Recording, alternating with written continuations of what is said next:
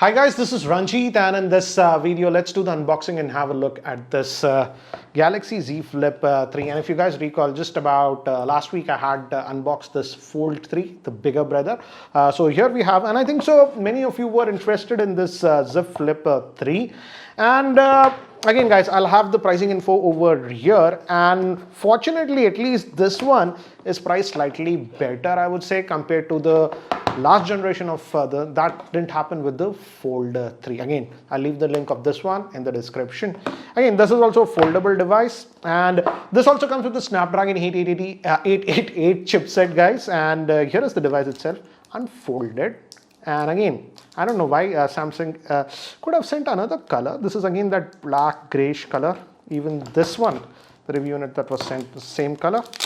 This actually comes in a lot of interesting colors, I would say. The cream and others, they look actually pretty cool. So here is the device itself, and this has Gorilla Glass Victus, and of course, yes, it folds like this. And if you have noticed, the box, I completely forgot, it's so thin. That means no charger or anything. In fact, hardly anything apart from this. Some paperwork will be here, and your cable and SIM ejector tool. That's it. So no charger in the box, guys. That's the new trend, I guess, with every flagship. iPhone started it, then with S21 we saw that. Now even with this one, it's that trend. But the thing is that, okay, fine, you haven't given the charger, but the thing is that this one, the maximum charging support is just 15 watts. They should have at least given 25 watts of charging like they did on this one. So that's what I have noticed. So here is the device itself, and I have to say, the in-hand feel, the first impressions, it looks actually nice. And Samsung says that even this aluminum is what they have used. They call it armor aluminum marketing term, but they say it's stronger. So the hinge mechanism, I definitely have to say, is a little bit better on this one. So I like that. And a big deal is this screen, we'll boot it up. The front screen is a lot bigger. It's almost 4 times bigger. Now it's a 1.9-inch AMOLED screen. Of course, the inner screen is a 6.7-inch AMOLED. And let me give you a physical overview first. Again, on the top, we do have a secondary noise cancellation microphone. And again, this is that aluminum chassis. And it actually feels nice, guys. Here we have the volume rocker. Again, the fingerprint scanner.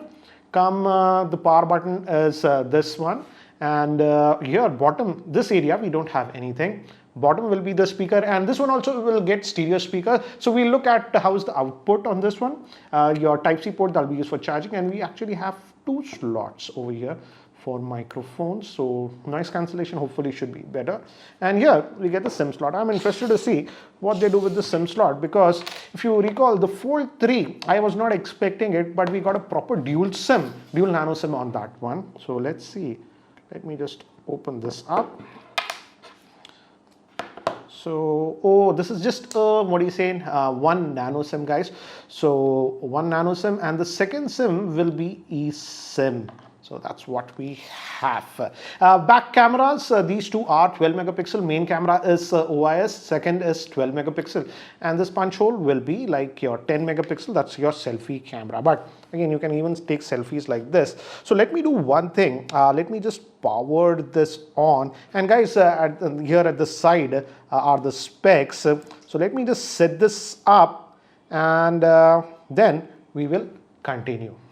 So guys, I've set up this device, so let's have a closer look at the same now. So here, this is in the folded mode, and again, as I've told you, you have the screen. This is slightly bigger. By default, it will not be visible. You can switch on, always on, but I will not suggest because of the battery size. But if you tap in, it opens up, and this dot means we have some notifications. So if you swipe, so you can read some of the notifications here, and you can also add your widgets. So I feel this is a lot more functional now. This is like the Moto Razr, which actually that one has even slightly bigger, but again, you can add some widgets. And your cameras are here. These are rear facing, but again, as you can use it even like this, I'll show you. So let's just open it up now, and your fingerprint scanner is here, and it works fine. One thing I noticed initially is that if you notice, the fingerprint scanner is here at the top. So I feel you have to stretch your fingers here.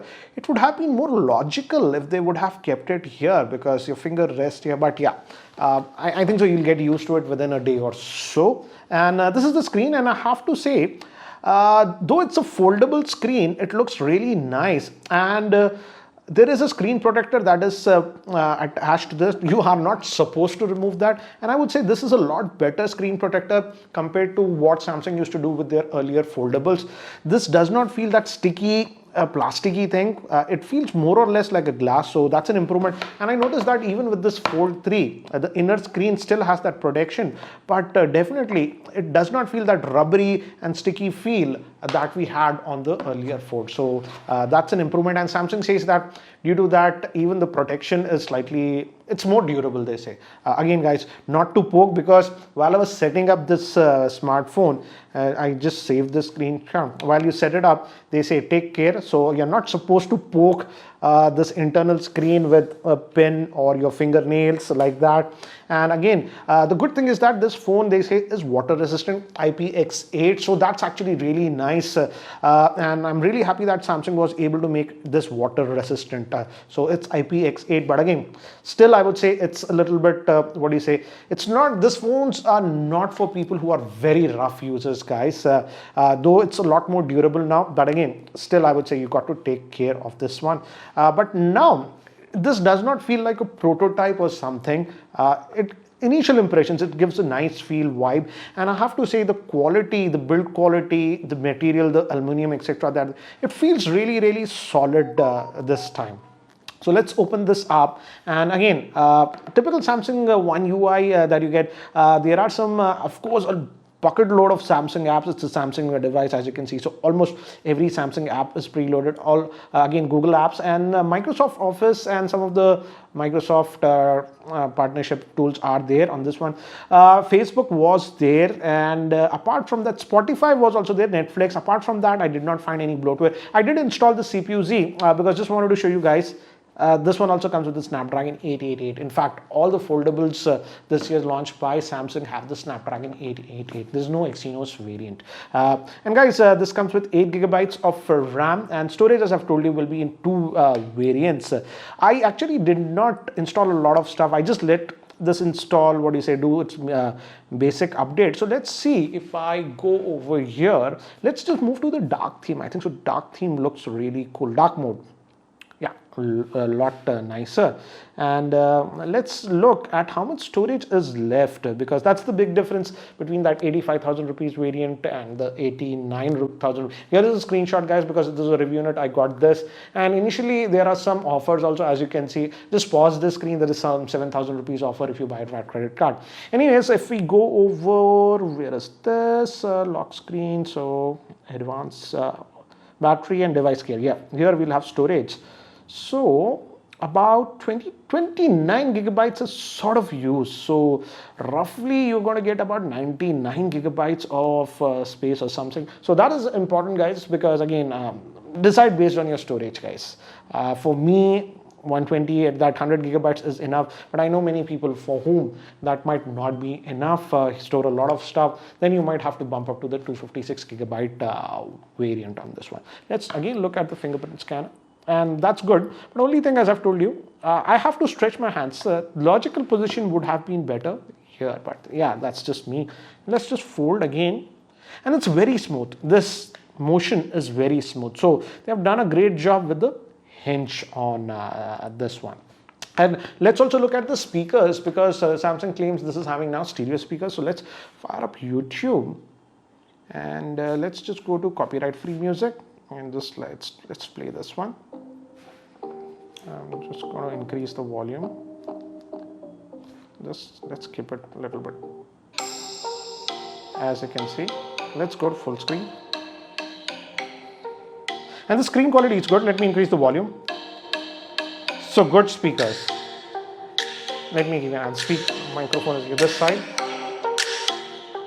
I would say 60% of the sound is coming from this side, 40% here, but still a very immersive experience. Nice to see they have put this. And regarding the crease, guys, when you're watching content like this, etc., you hardly notice that crease. I've been using foldables for a long time. Many people are worried about it, but when you're regularly working, you just don't notice that. It's like that notch. After some time, you just forget about the notch. It's like that.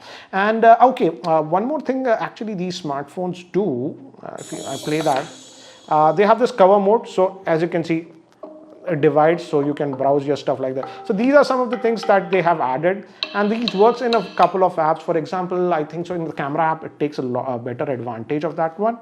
And I like the in-hand feel of this device. It simply does not feel that heavy or feels super delicate. That is what I can say. So definitely this outer chases the new aluminum what they are using feels actually pretty sturdy. But again, guys, as I've told you, this is not a device for rough users. I'll be blunt about that. And what else? Only thing I am a little bit skeptical, guys, is this has 3300 milliamp hour battery, and the Snapdragon 888 is a very powerful processor. Again, good thing is this is 120 hertz and everything, so very, very smooth, as you can see, no issues like that. But I'll have to see how will be the battery life on a typical full working day. And I'm a little bit annoyed by Samsung. Okay, you have put a 3300 milliamp hour battery. Yes, it does have wireless charging and all those features, but you should have given at least that 25-watt fast charging if a person needs to top up. I'm pretty sure business users, etc., might be using this one. And battery life is an important thing. And I'll have to see. Again, as I've told you, the fingerprint, my finger is just going over here. It's here. It's just muscle memory. So we'll have to see how it behaves in terms of battery life, because that's my only worry. And they should have definitely given that 25-watt charging on this one. But now let's also look at the camera. This punch hole camera is 10 megapixel, but the main two cameras are this one. It's a 12 megapixel. The primary has optical image stabilization. The secondary is a 12 megapixel, that's ultra wide. And as I've told you, the cover screen goes away after some time. If you want it back, you just double tap and it comes, and you can move here. And actually, you can actually take calls. You can play like. So this is pretty functional. You can change the widgets, etc., that you want. So let me just open this up. And first, let me, again, that fingerprint scanner, my hand. I don't know. Anyways, here is the camera, and as I've told you, this is a typical layout of a Samsung smartphone camera. Not much of a difference. You have modes over here, extra mode. So they have given everything, even the pro mode, etc. They have given director's view, pro video, all those things they have given. But if you move it like this, so as you can see now, it's divided the screen. So top area is your preview. Bottom, actually, you can use the shutter, and actually you swap it if you want, as you can see. So this is giving a little bit more functionality, I would say, to this one. And you can even, if you notice, the back screen is not, I can actually preview that even on the back. Now what I can do is, I think so, if I want to take a selfie from this camera, which is rear facing, you know, it's better, you can easily frame it and take the snap. So actually you can use even the front facing camera for video and like this way. So I think so they are taking advantage of these small things on this one. And and this is the ultra wide. The ultra wide is actually pretty wide. So let me do one thing. Let me actually take some sample shots with this one so that you have a better idea regarding the camera. So these samples were taken with the rear-facing camera in outdoor conditions, and as you can see in outdoor conditions, it does a good job. The wide angle is also pretty good. As you can see, this was the regular shot and this was that wide angle. Color distortion is not there. Now these were taken in completely artificial lighting in my office, and I feel it does a decent job. As you can see, even the wide angle, there is no color distortion. And again, this one is a little bit sharp, but in portrait mode, I felt it was better. This was that wide angle lens. Again, in artificial lighting, as you can see, there is artificial sharpening. But in portrait mode, it's much better. And these were taken with the front facing camera. That's a 10 megapixel. And as you can see, they came out good. These were in portrait mode. Now, same 10 megapixel in artificial lighting conditions. And these were taken with the portrait bokeh mode. So guys, that's it for now for the unboxing and first look at this Galaxy Z Flip 3. So what do you guys feel about this Galaxy Z Flip 3? Do let me know in the comment section below. Initial impressions, I would say, guys, this looks good. The build quality is nice. It doesn't feel that cheapo or it's very flimsy or something like that. But again, guys, again, not for rough users. I'm very, very happy that Samsung is now giving IPX.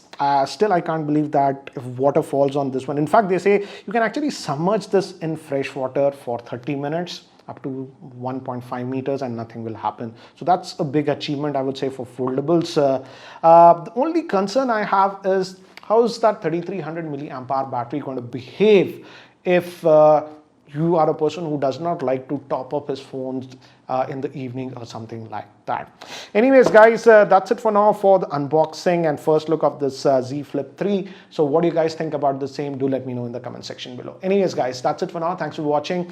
This is Ranjit, and I hope to see you in my next video. Take care, guys.